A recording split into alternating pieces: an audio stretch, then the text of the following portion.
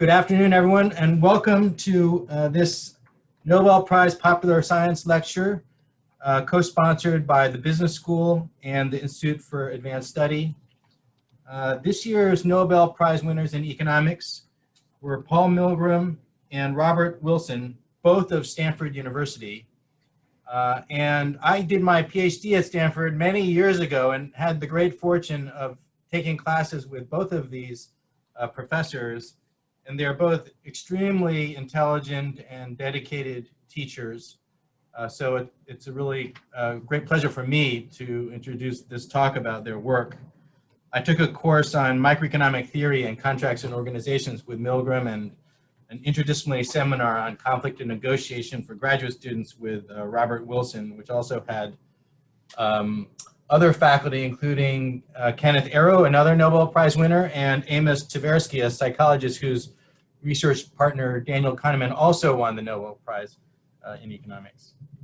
So today our two speakers are both assistant professors in the Department of Economics. My name is Albert Park. I'm the head of the economics department. So let me just say a couple of words about each of the speakers and we'll start. The first speaker will be Qinggong Wu, who is a microeconomic theorist and did his PhD at Michigan.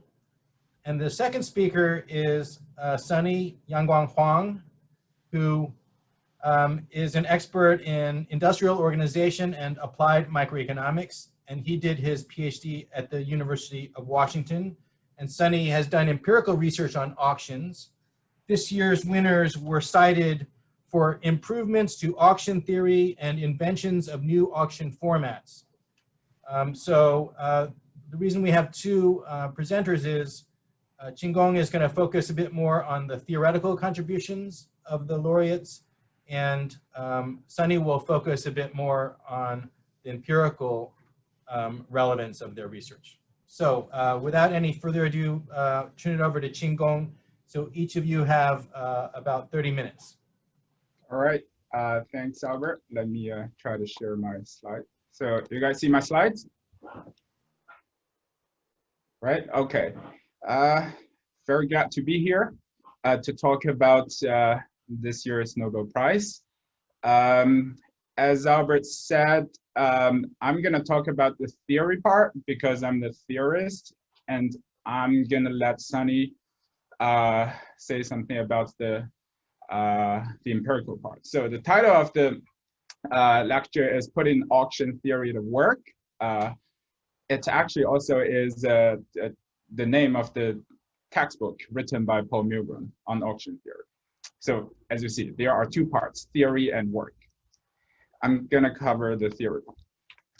All right, so let me, although Albert already sort of introduced the winners, let me say a little more about them since I prepared. So the laureates, the winners are all here in this picture. Two of them, not three, two. This gentleman here is Robert Wilson, born 1937, American. Had his education at Harvard, both college and got his doctorate degree from Harvard as well, and has been working in Stanford for many years.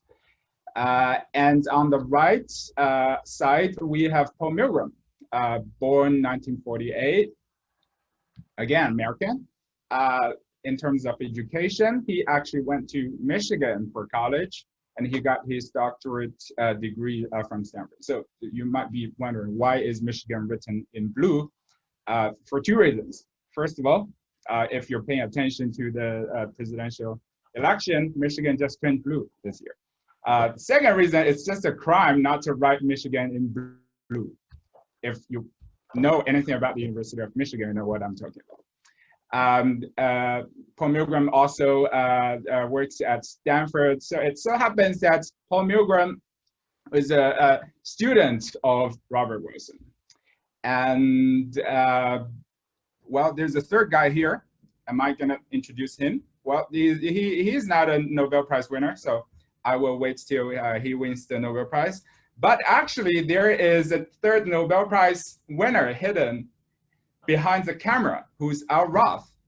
And he got the Nobel Prize in 2012. He's the guy who took this photo. And also, he used to be my teacher. I took a market design course from him when he was at Harvard. And also, Al Roth was a student of Bob Wilson, if I recall correctly. Okay. Now let me talk about their work.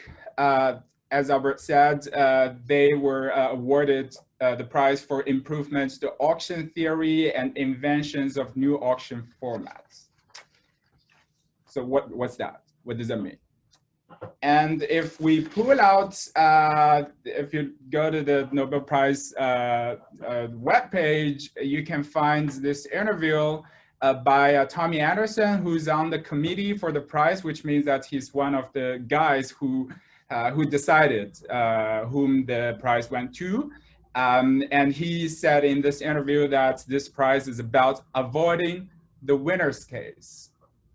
Okay, I'm not gonna play the interview for you. You can find it online, but my job here is to explain what that means, since this is sort of the gist of this award. So winner's curse explained.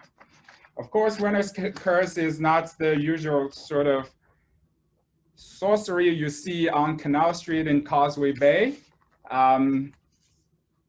And I think it probably is best explained using an example. So suppose you are the manager of a big football club. And suppose that you hear there is a young talent up and coming out there, okay? And you're interested. So what you do is you send your scout to take a look at this player and to see him train and play, okay? And it turns out that your scout is impressed. He says that the kid is a genius, and he says that the kid is worth $5 million, okay? So, so you're intrigued. But it so happens that a bunch of other top clubs in the world are also interested, and they're also paying attention to this kid, okay? And by the way, this picture, this list here is not supposed to be exhaustive. So if your favorite club is not here, don't blame me, okay? Because it only has this much space.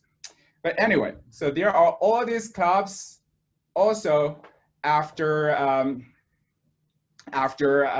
the kid. And therefore, the kid's mother club knows that it is probably not possible to keep the kid. So the mother club decides to let him go to any club that bids the highest, meaning the mother club essentially is holding an auction to sell the kid off to any club that's willing to pay the highest. So you went because you were interested. And also you bid 5 million because you thought it's worth 5 million. And turns out that you won. Okay, what a surprise. What a pleasant surprise. So that you're happy, you're excited, you probably throw a celebration party like this, and you get drunk happily thinking that you got the next Cristiano Ronaldo, and you're on your way to the championship, and so on and so forth.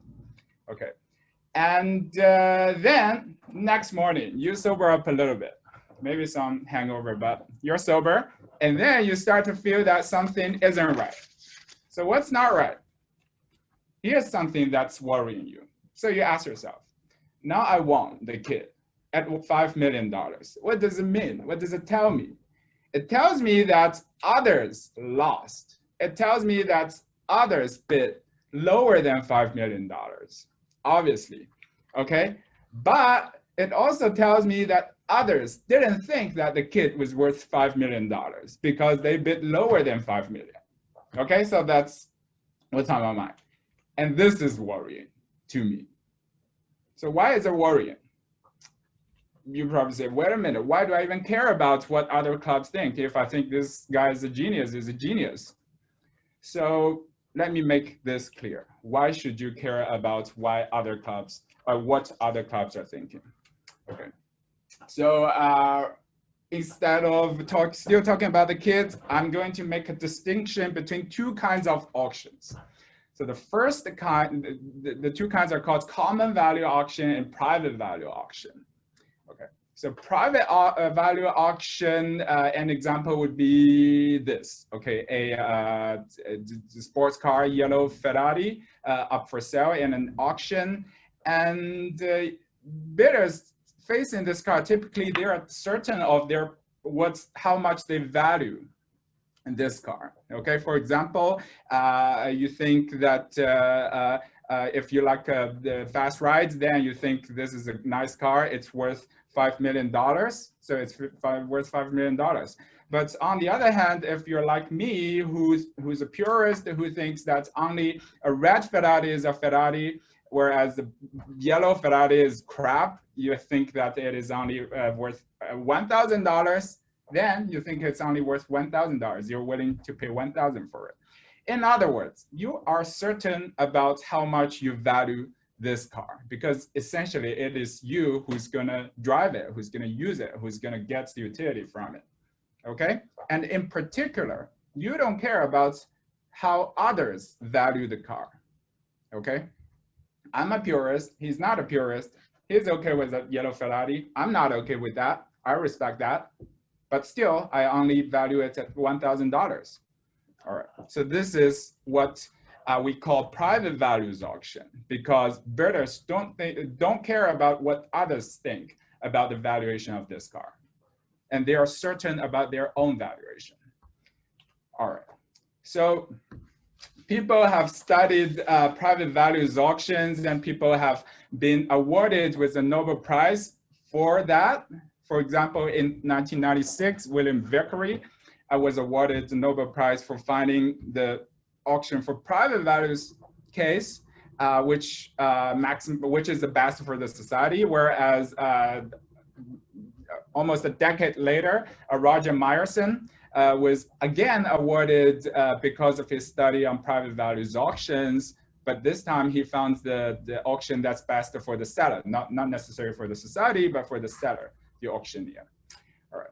How about this year's Nobel Prize? It is not on private values. It is on common values auction. It is on a case that's similar to the football player case. So I'm going to summarize the features of this kind of auctions, and then I'm going to give you some examples. So the feature is that the object up for sale typically has a common value to everyone. So everyone's valuation of this object is the same. Why is that? I'm going to show you examples.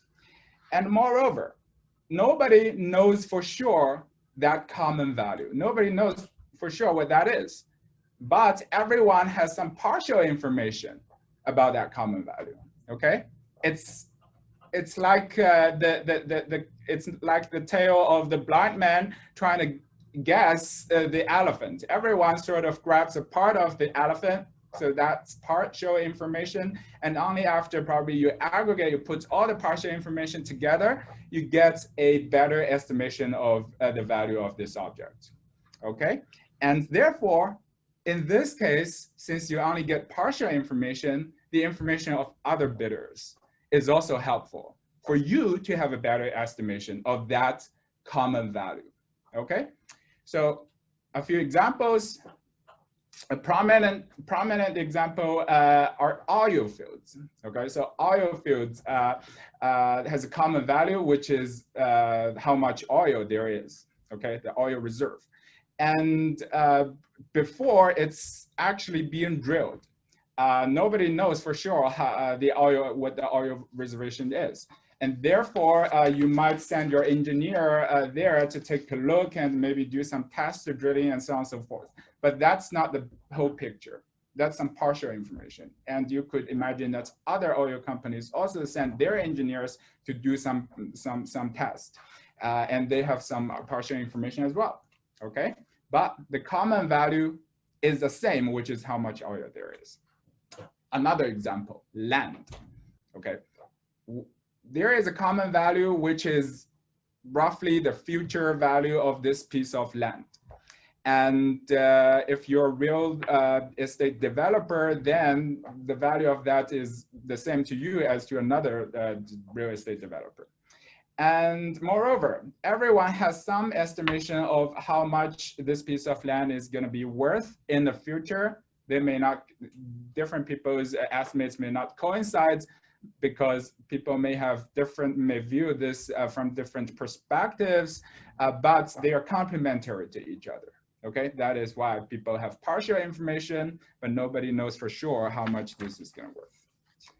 Third example, artwork. This is a tricky example because if you are an art lover or art collector, if you are gonna buy this piece of art and enjoy it, hang it in your living room and never sell it, then actually it's more like a private values thing.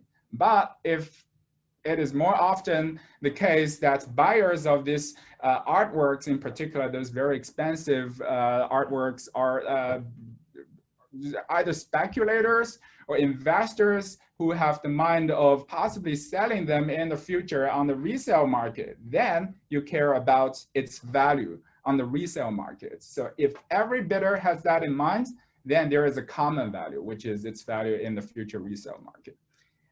But it is not known for sure how much this piece of art is gonna sell in the future market. For example, you're an expert, you're an art history expert, you sort of have some private information about whether this is authentic or not, whereas another guy, he has some information about how good the painting is in terms of maybe aesthetic value. And the third guy maybe have more information or better idea about how the art market works. So each of you have some partial information, which are all crucial to the future value of this piece of art, but nobody has the whole picture. So that's the third example. And of course, the fourth example is the guy, the football player, the young kid. Okay, so everyone every club sends a scout and takes a look at him, but maybe on a good day he performs well, but on the next day he's not doing so well. So people sort of get some noisy, some partial information about how good this kid is, but not the full picture again. All right, so these are all common value auction cases, examples. All right, so let's go back to the football player example. So now that you realize, you sober up the next morning, remember, you realize that you won, which means that the other clubs didn't think the kid was worth 5 million, and that should concern you. It should concern you because it tells you that the other guys had information which told them that the kid was not so good, which means that you probably overrated the kids if you only concentrated on your own information. So based on the news that you won, you realize that others actually didn't rate the kid so highly. But what is more hurting is that you actually overpaid for the kid. You paid 5 million for the kid, which is, according to the news, that you overrated him more than what the kid is probably worth. So that's a bummer. That's bad, right? And here comes a winner's curse. Winner's curse in one sentence. Winning is bad news, okay? The fact that you won tells me that you overrated the object that you won. So that's bad news. And I think a good catchphrase or good a sentence that summarizes the gist of winner's curse very well is by the great comedian Groucho Marx. He says, "I refuse to join any club that would have me for a member, because if I am admitted to this club, it says that the club is not selective enough. So I don't want to be in a club that is not very selective." And also this same quotation, I think was made popular by another great comedian, Woody Allen, in his classical movie, Annie Hall.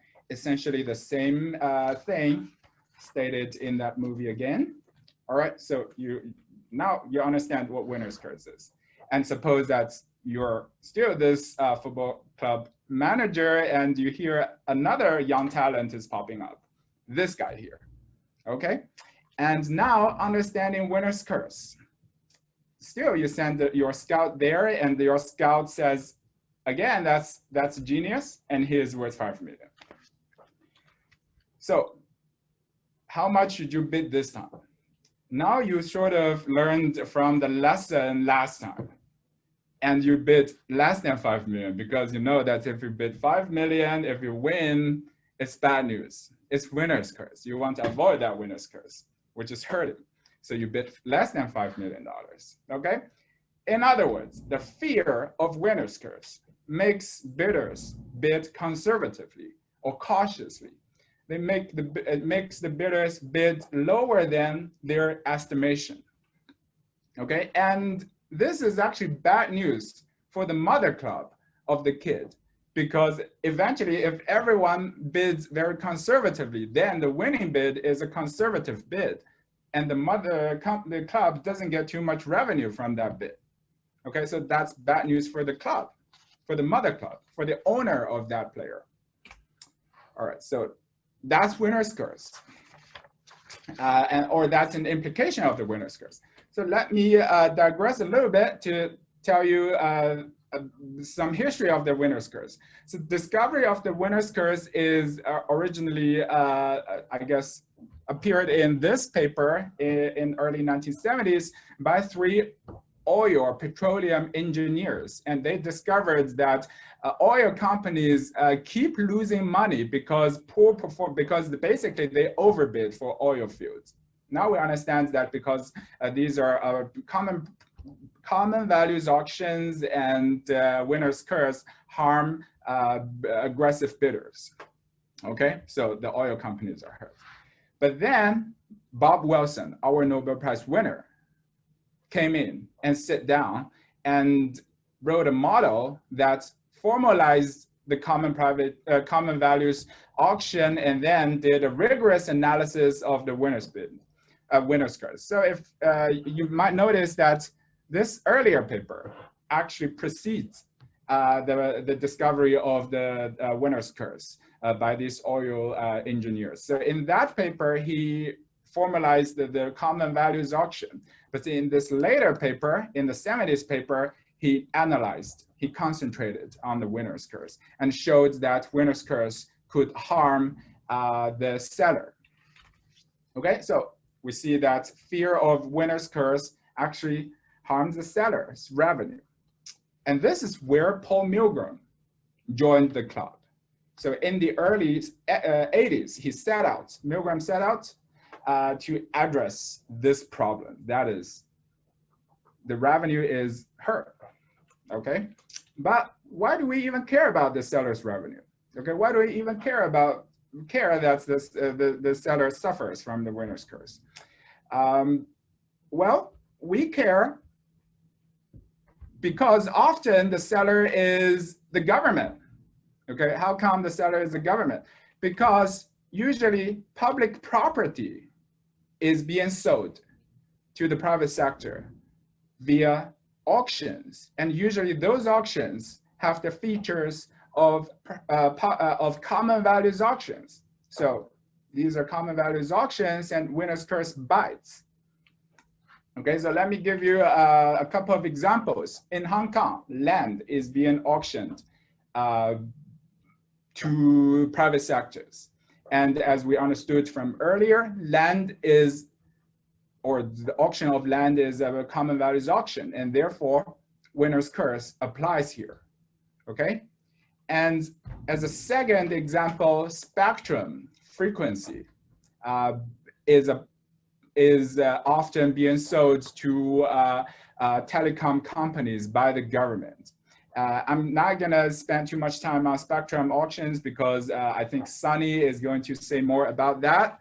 but that's another example of the government selling public property to private sector using auctions which resemble common values auctions.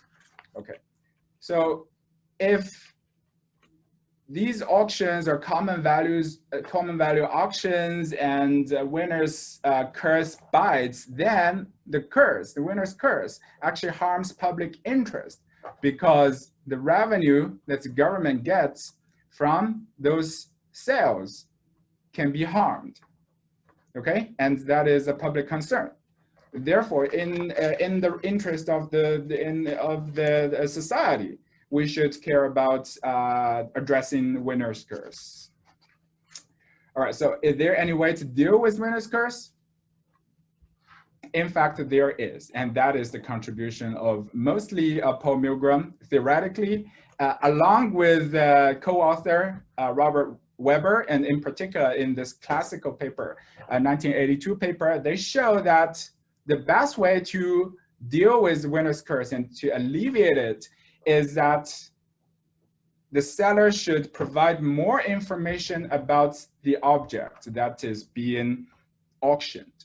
Okay, so this is a good way to alleviate winner's curse and to raise expected revenue for the seller.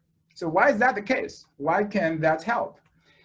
The reason is that if you think about it, the fear of the winner's curse is essentially from the uncertainty on each bidder about the value of this object. So if I only sort of bid according to my own private information, then that's not the whole picture. But I do not know the information of the other guys. So there is some uncertainty of whether this object is valuable or not. Because of that uncertainty, I become very cautious. So whenever I bid conservatively, and that harms the revenue of the seller, okay? And therefore, if there is more information released to the bidders, so to reduce that amount of uncertainty, then that sort of encourages the bidders to bid less conservatively or more aggressively, which helps with the revenue. So that's the idea. More information released to the bidders would help with the revenue and to alleviate the winner's curse. So this is exactly what the auctioneers do.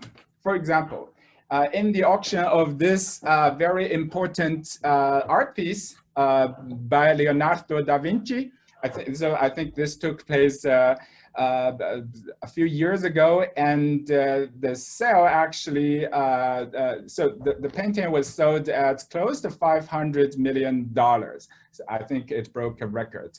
And to prepare for the auction of this painting, the auction house, which is Christie's, actually gathered a whole team of experts and prepared a very, very, very detailed catalog just focusing on this painting. It has 150 pages full of details. For example, it even includes this X-ray examination of what's behind the hood and so on and so forth. Okay, releasing a lot of information to the bidders, so to alleviate winner's curse. Okay, and moreover, before the actual auction, there was a global tour of this painting. So this painting also came to Hong Kong as part of that tour, and so that bidders could have a closer look at the painting. That is, again, more information. All right, so you see that the auctioneers are aware that releasing more information helps with the revenue. And there is another thing that the seller can do, and that is, whenever it's possible, use an open outcry auction rather than a sealed bid auction. So why open outcry? By the way, what's open outcry auction? Those are auctions that probably you would think of when you think of auctions. So a bunch of people, bidders shouting out the price that they are bidding, and there's an auctioneer asking $1 million, anyone, so on and so forth. So you are aware of how much the other guys are bidding. Whereas sealed bidding is that everyone basically sends in a sealed envelope with one bid, which is what he has in mind, okay? So why open outcry auctions help? Same idea, more information released about this auction. Because open outcry auctions actually allow bidders to learn about other people's information. Because if you're participating in these auctions, you hear the bids from the other guys, and you learn about the information that's conveyed by this bid before you even bid, okay? So the more bids you hear, the more information you gather, the less conservative you are, and the higher, the more aggressive you would bid. So that helps with the revenue, okay? And so basically using the procedure of the auction allows the seller to sort of review more information, not by itself, but from the potential bidders. So that's auction format allows the bidders to sort of review their information to each other. And that helps with the curves. And so bidders bid more aggressively, and that's good for revenue. So this is actually the idea behind the spectrum auction that Milgram and Wilson developed for the US government. And I think this is a pretty good segue for me to yield the stage to Sunny, who's going to talk more about this auction and how it's being used in practice. All right, so that's it.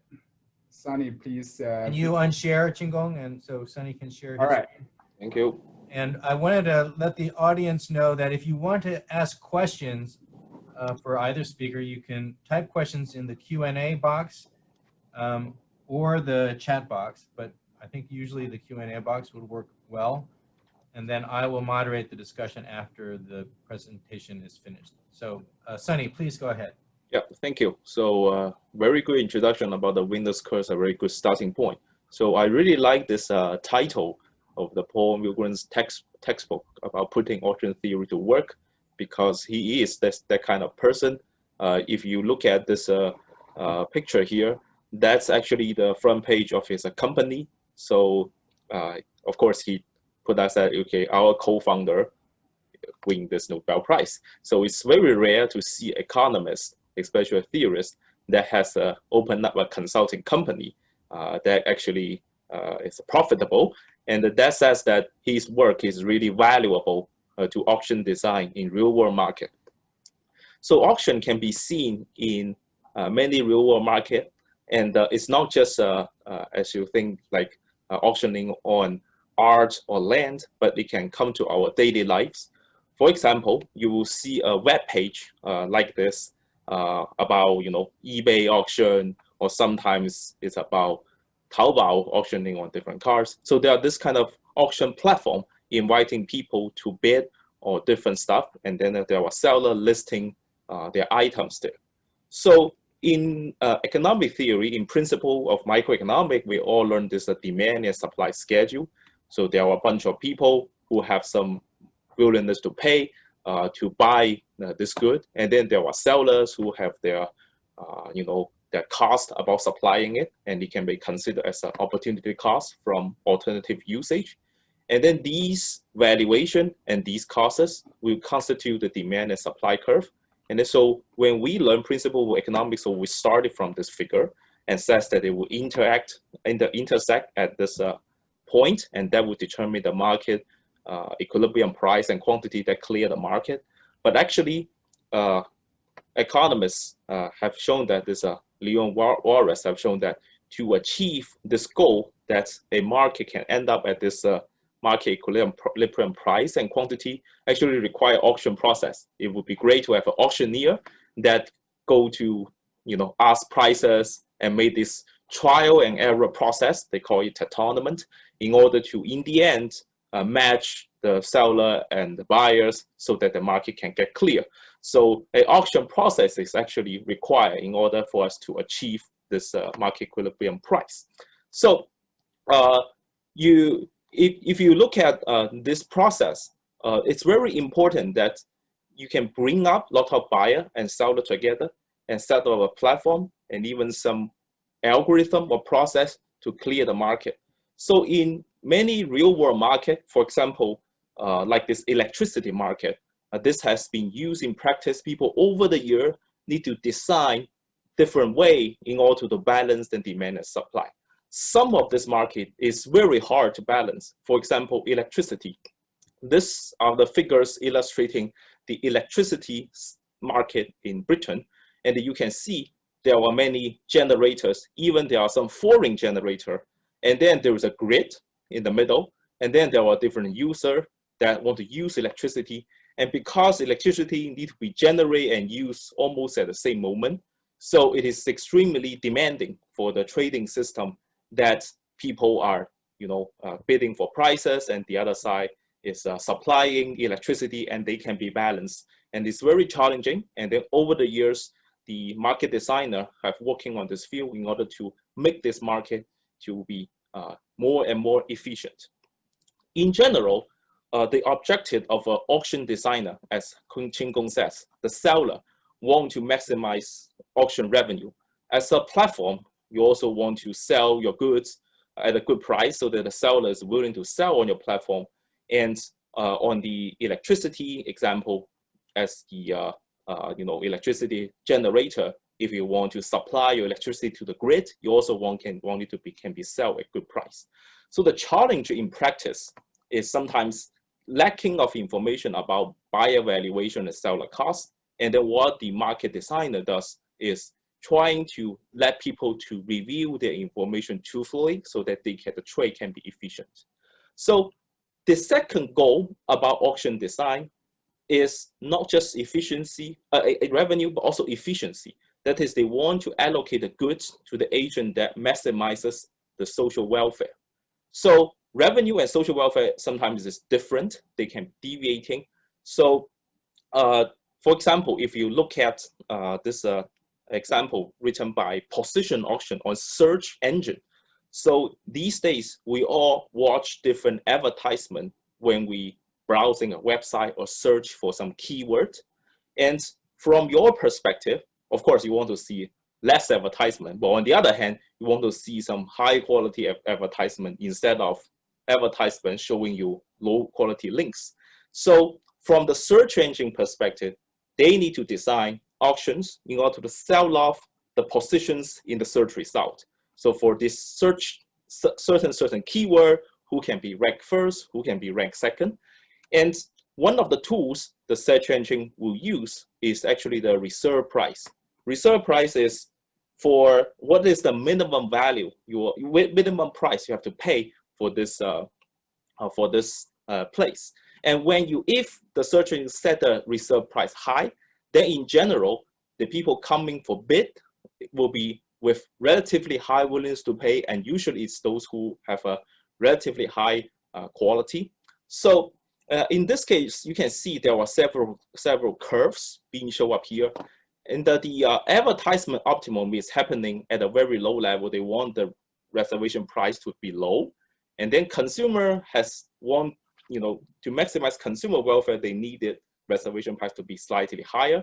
And then search engine actually want a much higher, reservation price, because this is one of their, revenue source, and then a high reservation pricing and bring in, advertisers who want to pay high.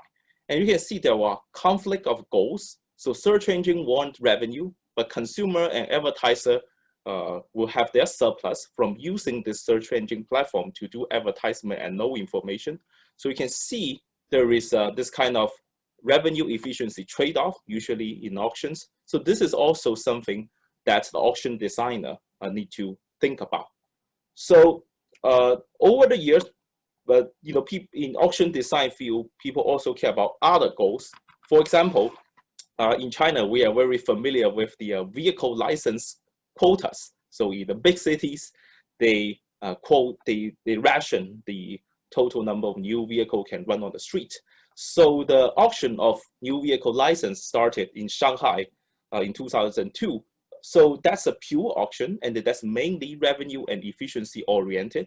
And then the prices keep rising, although they sometimes try to suppress the price, but it is still rise to be more expensive than gold. So this license play, if you wait it, okay, and then pay this much money, it is more expensive than buying this, this bar of gold. And then for lottery, for Beijing, they use lottery, which is, they start this rationing later. And then this is mainly equity oriented, so that not only the rich people have the right to use the car, but also the people that's relatively poor but may use the car for business or other purpose have the same chance. So you can see equity is sometimes a goal. That's auctioneer also need to consider. Later in Guangzhou and Tianjin, Hangzhou, Shenzhen, they start this hybrid mechanism. They sell a part of the quota by auctions, part of the quota by lottery. This can achieve a better balance of revenue, efficiency, and equity. So it has been adopted in many cities. So in summary, there were many objectives of the auction designer: revenue, efficiency, equity.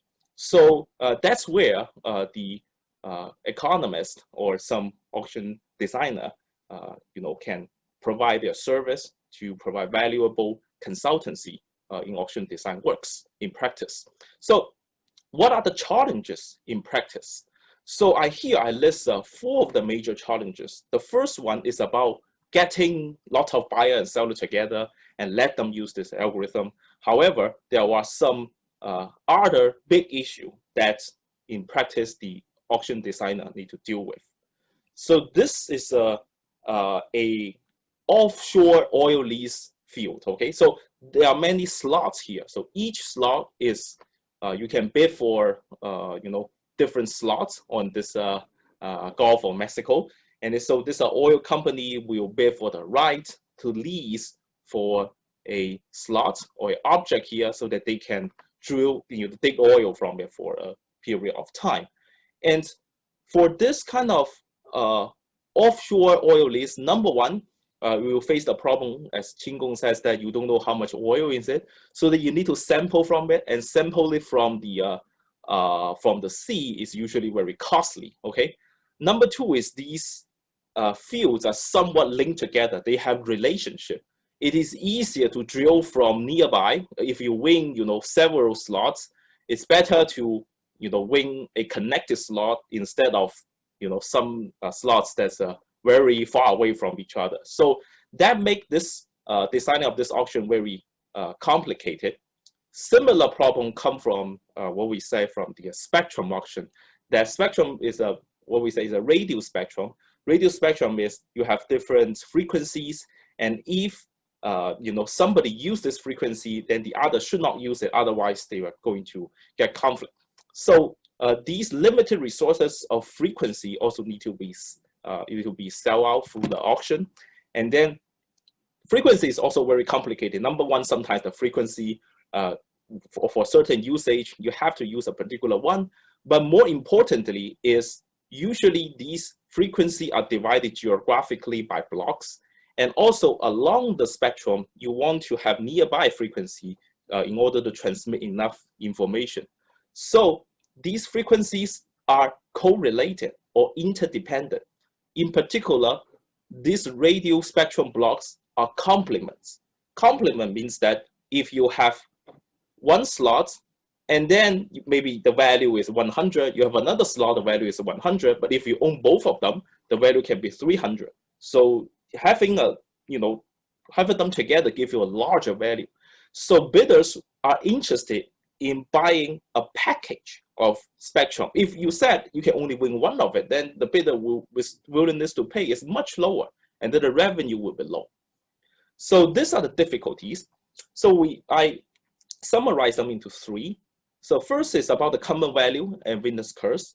Second is about multiple intercorrelated objects. And the last one is about collusion.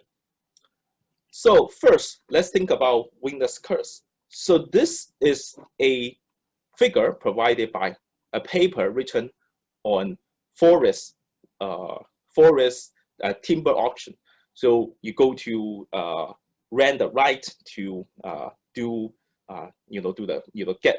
harvest the timbers, but you have uncertainty about what the species there, how much we value, and then these economists, they go to evaluate first the what is the bidder's estimate before they they enter into the auction, and then later what is the actual value of that particular block of timbers, and then you can find that actually the miscalculation or the misestimate does exist in reality.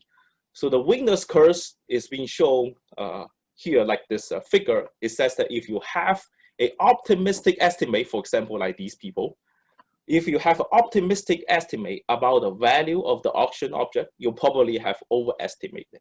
So let's say, okay, you estimate this particular slot of timber to be extremely valuable, and then turn out you are the top 5% or top 1% of the estimate, then you probably are those who have misestimated by a lot, by 20%. So that's the winner's curse that exists in reality. So for this spectrum auction, you also have this problem. So this spectrum can be traded, can be rented out. So there are this like common usage of this spectrum.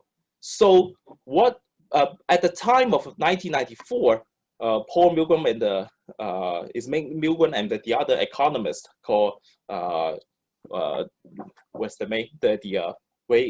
I forget his name. Okay, so they are invited to make a design of this FCC spectrum auction. So they invented a auction mechanism that is called simultaneous multiple round auction, and it's actually being patented. So it's rare to see economists have patent. So in 1994, when this is first launched, the US FCC spectrum auction raised $20 billion, which is twice as the forecasted amount. So this shows the value of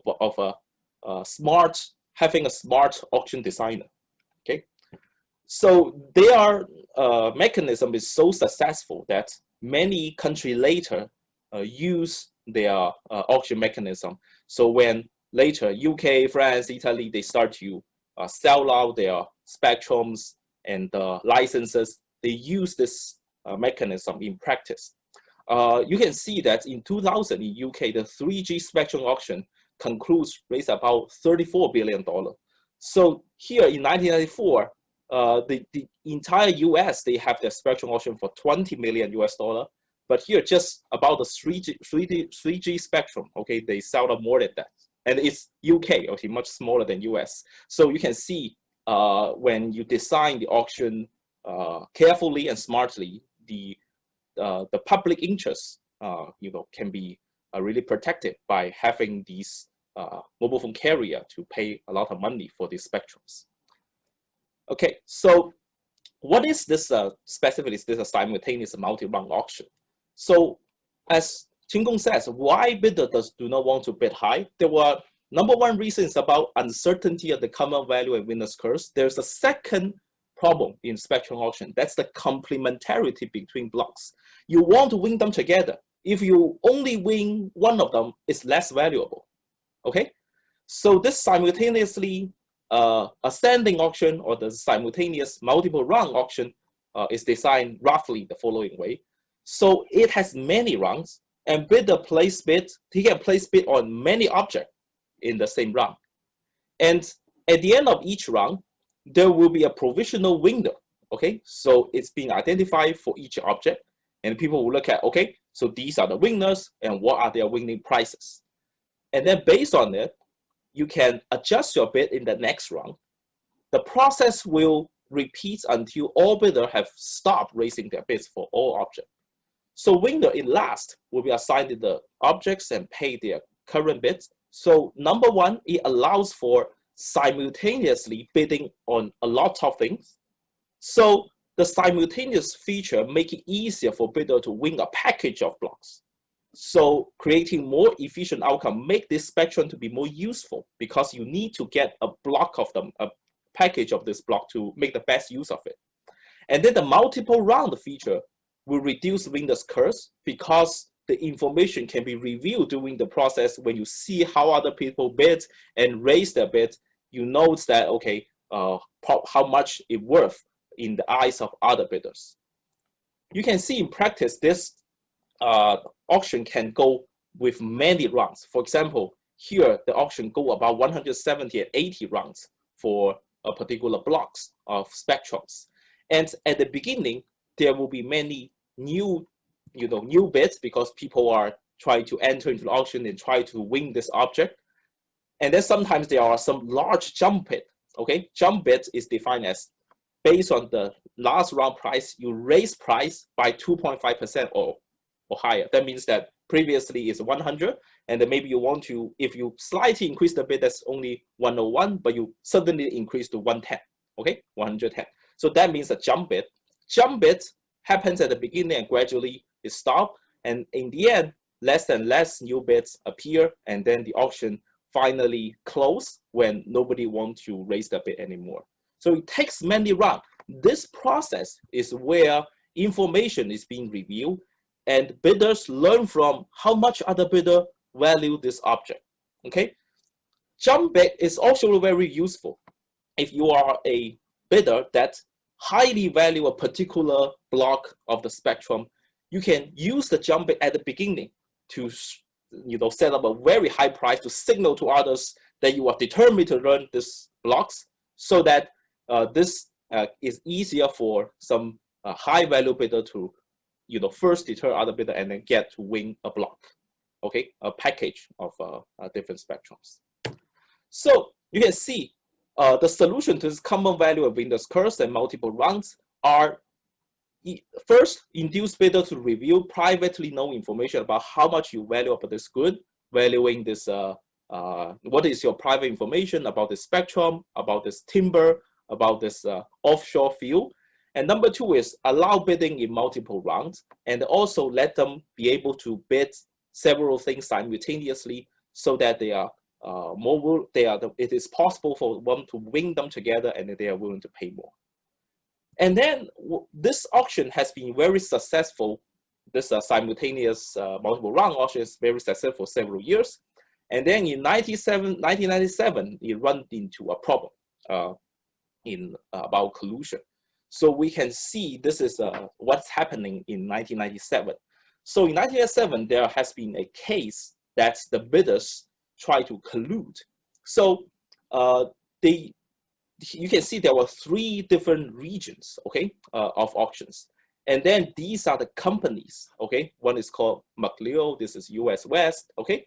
And what this US West try to do here is he placed 2 bids at this area and this area with some, digital number at, here, 378 and 378. So it's not in the integer of 1000, okay? It's not in the, typically people like to use the round number, okay?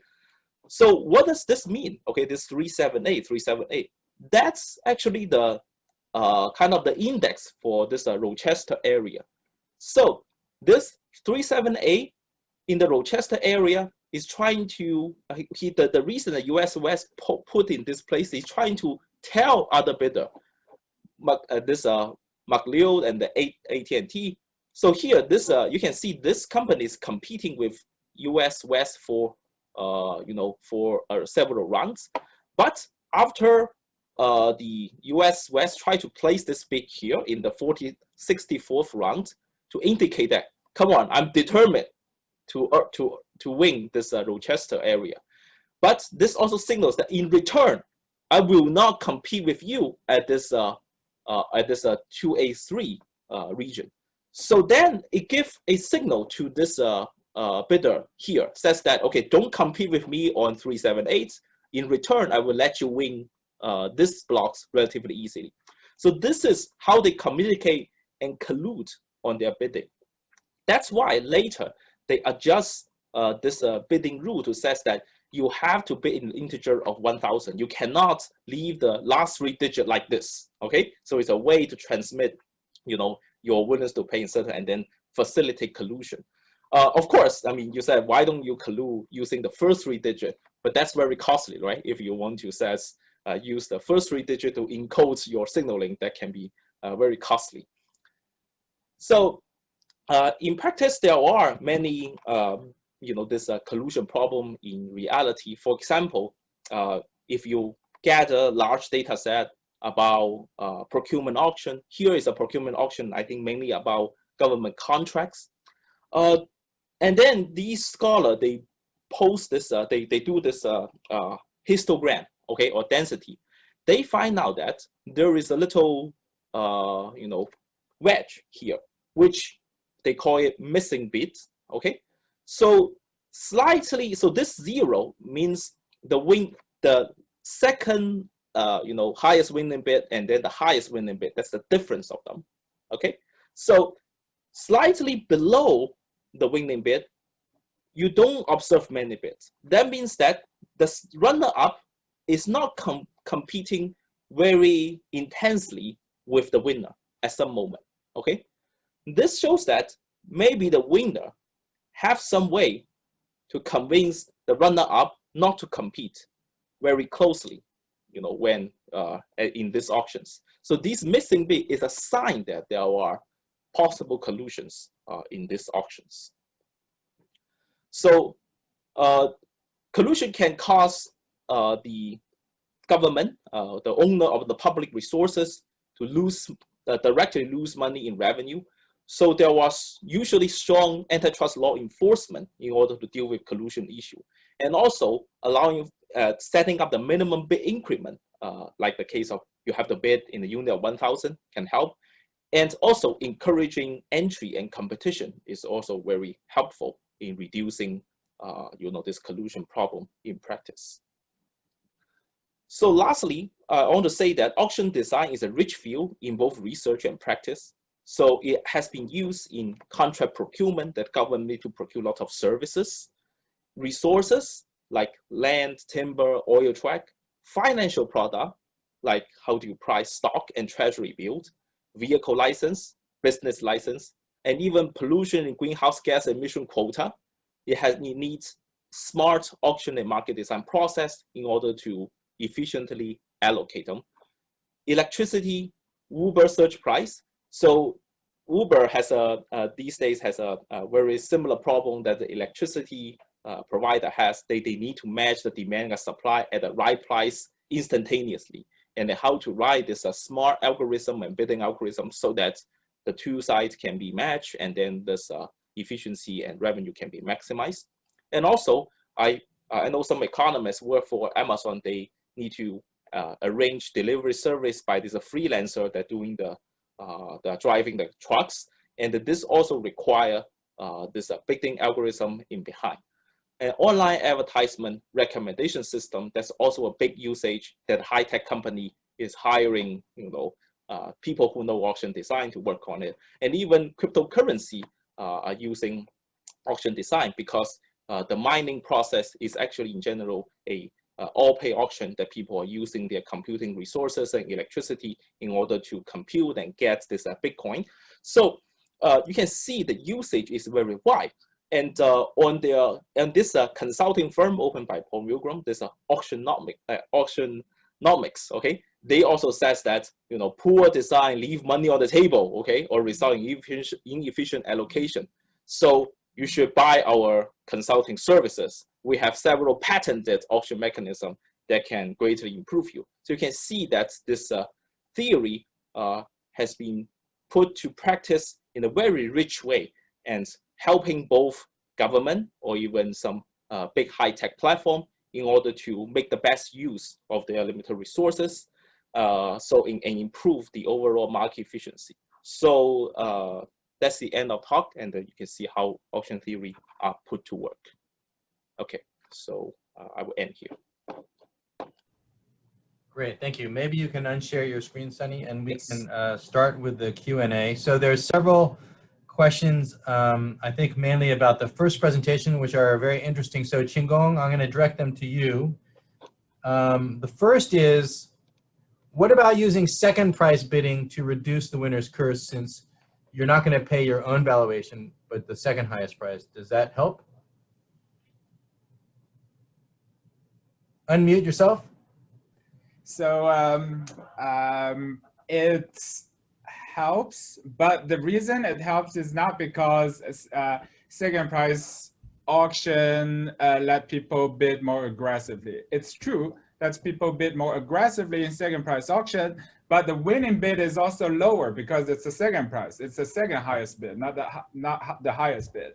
So it so happens that in common values auction, second price auction actually generates higher revenue than first price auction, but it is not because of this second price thing, because there is a classical result in private values auction. Second price auction actually generates the same revenue as a first price auction. That's called the revenue equivalence result due to Roger Myerson, who also got the Nobel Prize for his contribution to auction theory.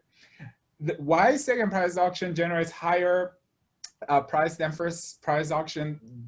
That's actually a very technical thing, and I don't think I can explain that in detail. So let me just skip that part. Okay, and then there's another question, which is also very good. You pointed out how the Outcry auction reveals more information and so gets to a better outcome than a seal bid auction. But then why do we ever have seal bid auctions if that's the case? Right. So seal bid auctions. So in common value auctions, Outcry is shown to be better, but a lot of auctions are not common values auctions. They're private values auctions, or maybe a combination of private values and the common values. So if the private values component is larger, it's dominant, then actually open outcry auction does not have a clear advantage over seal bid auctions, again, because of the revenue equivalence principle, which shows that a whole array of auctions actually are equivalent in terms of revenue generated.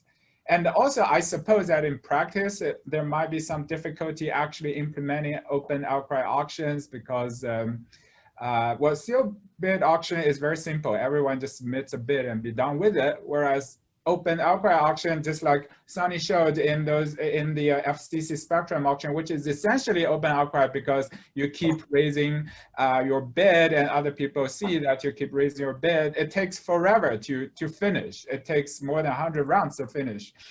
So for something which is of high value, probably it's worth it.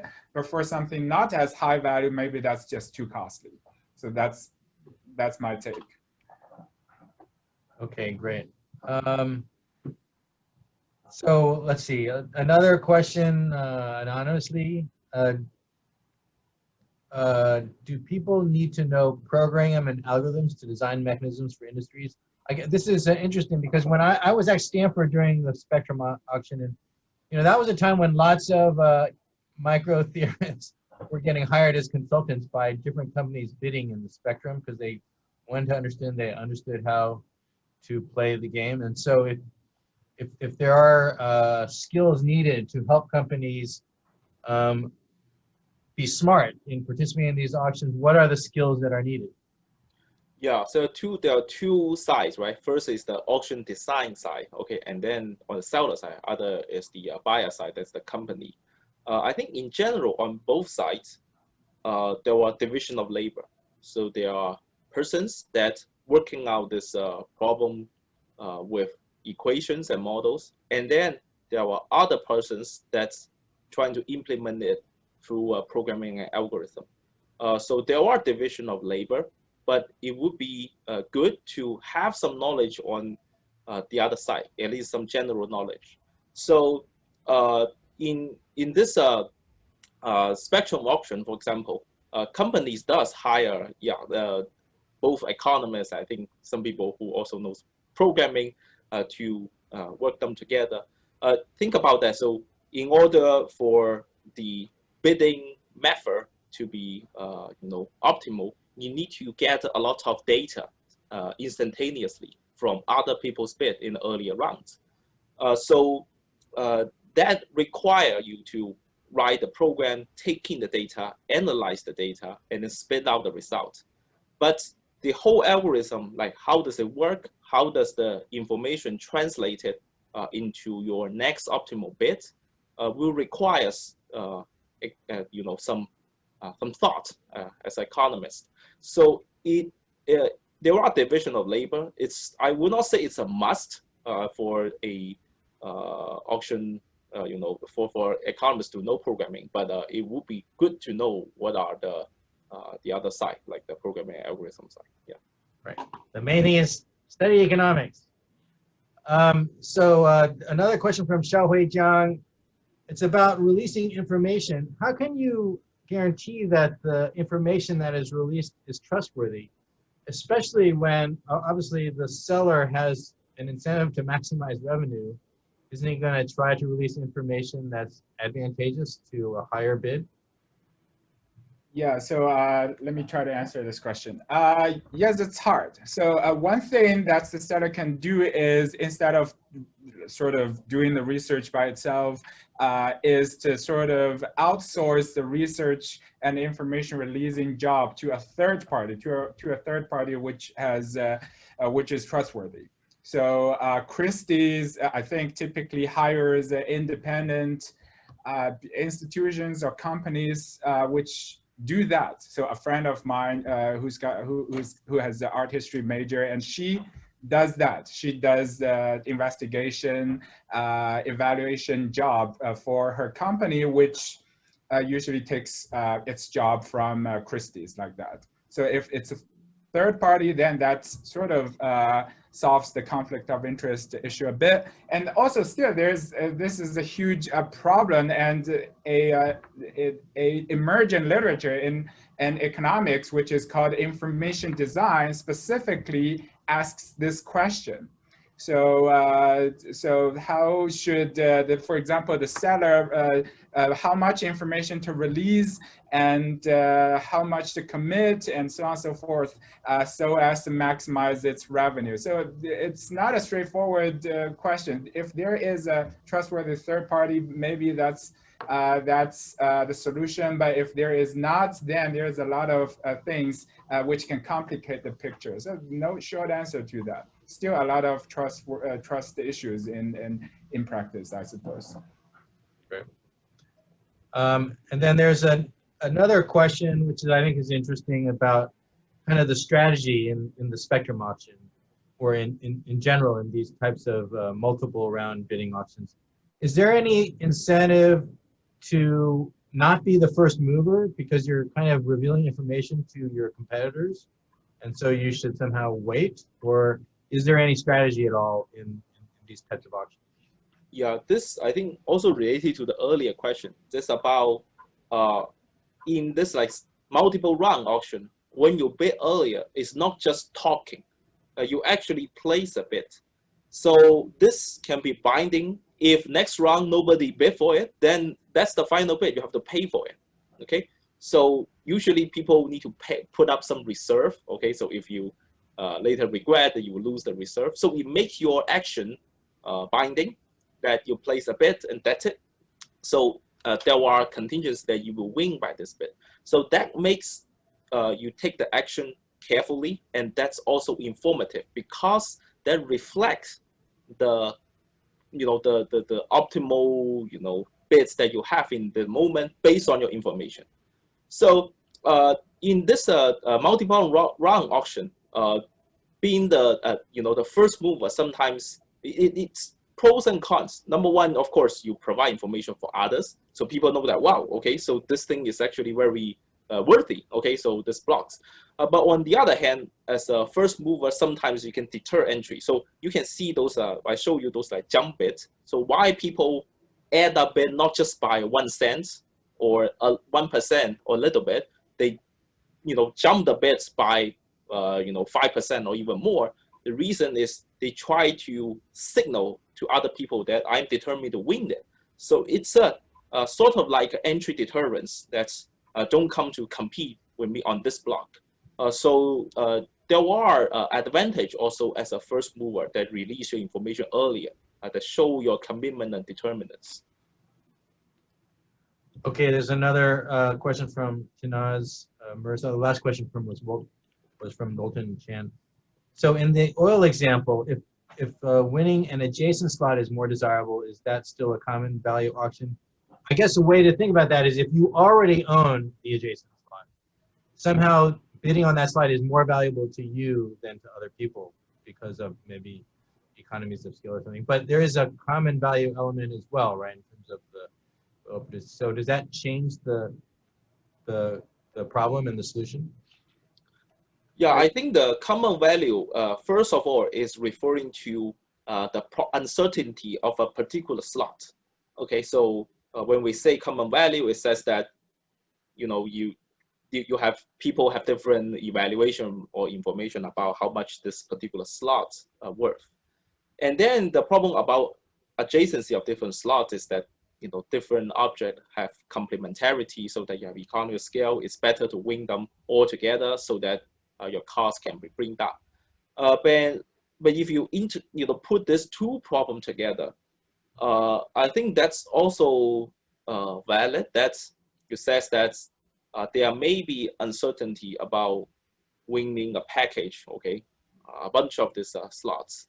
I don't have a quick answer like how if these two problems interact together. Usually, people treat them separately. So I don't have a quick answer for that. Yeah. Right. And I guess it introduces some ambiguity about what the best design would be, depending on the relative importance of these different aspects of the bidding. I don't know. I'm just throwing that out there. Okay, so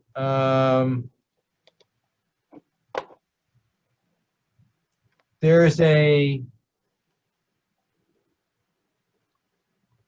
question here. I'm not sure I understand it. Let me just say it. Is there no other questions here? Is there any things the seller can do to generate more revenue from the auction or exploit the auction? Or is this all kind of the whole point here about what these mechanisms are doing? So the seller, there are, for auction design, targeting on revenue, there are several things people do about auction format, about reservation price, about how do you place the object in sequence, how to present them, how do you attract a bidder to come in. These are all what what the sellers could do, and they sometimes also hire a consulting firm to do so. So that's why we say this field is rich. It's actually Can I add to that? So sure. So there are a few things that the auction literature also considers. One is that the seller does some shady thing, like sending some shill bidders. So that's not legal, but that happens all the time. So well, if you can send in some shill bidder without being noticed, then that might help with the revenue, though there are some results showing that the revenue doesn't necessarily go up.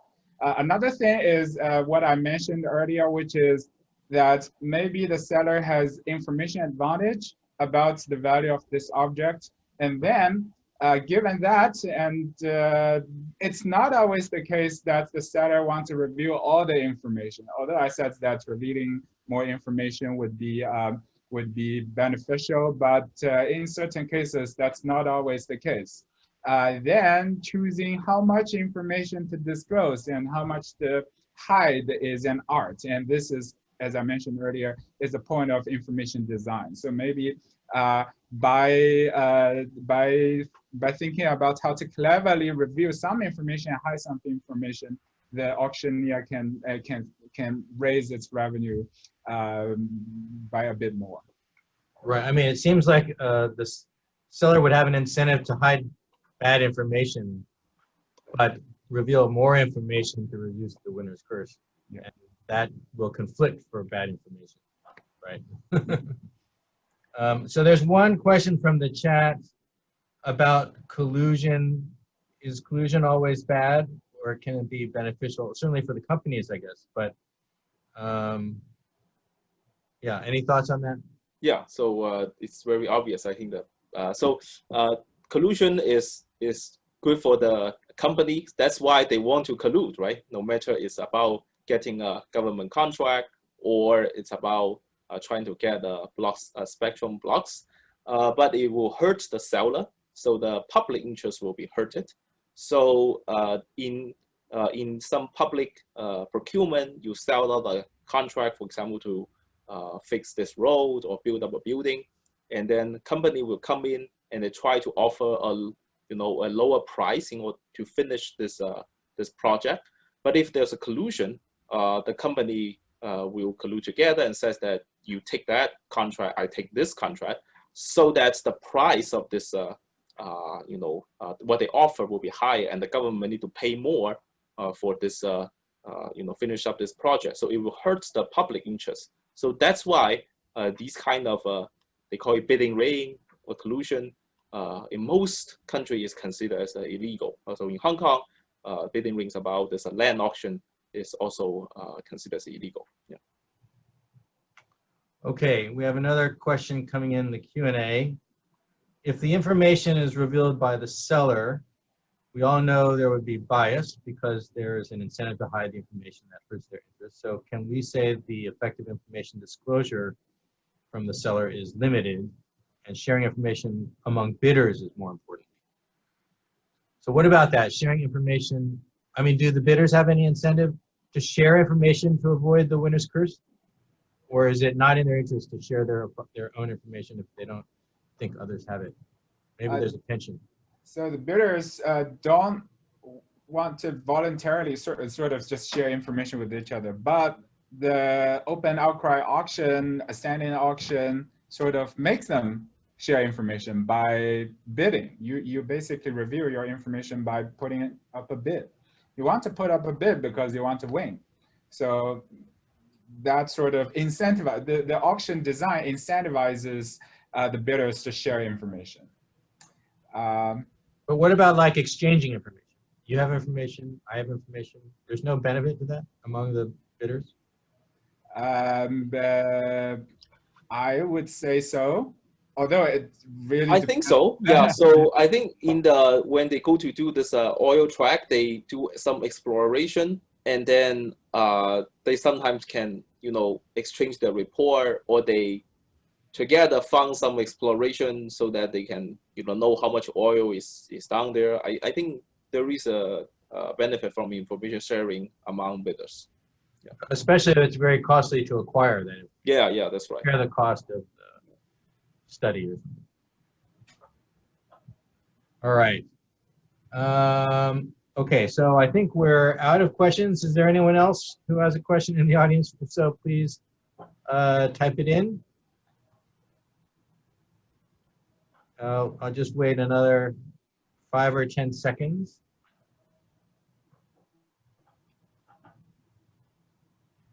Okay, in that case, oh, here we go. A question about these papers. Are they very mathematical? Are there a lot of math derivations in these papers? Not pictures of soccer stars, Qinggong? It's all math. It looks like a math paper. Yes. Sorry about that. Okay, well, I think that those were actually really quite good questions. So I thank all of the audience members. Thank you for asking them and for your participation. And let me thank the two speakers. I thought it was very accessible and very interesting. And I think we've all learned a lot about auction theory today and about the two Nobel Prize winners in economics this year. So thank you very much, and I'll close the session here. Thank you. Good afternoon.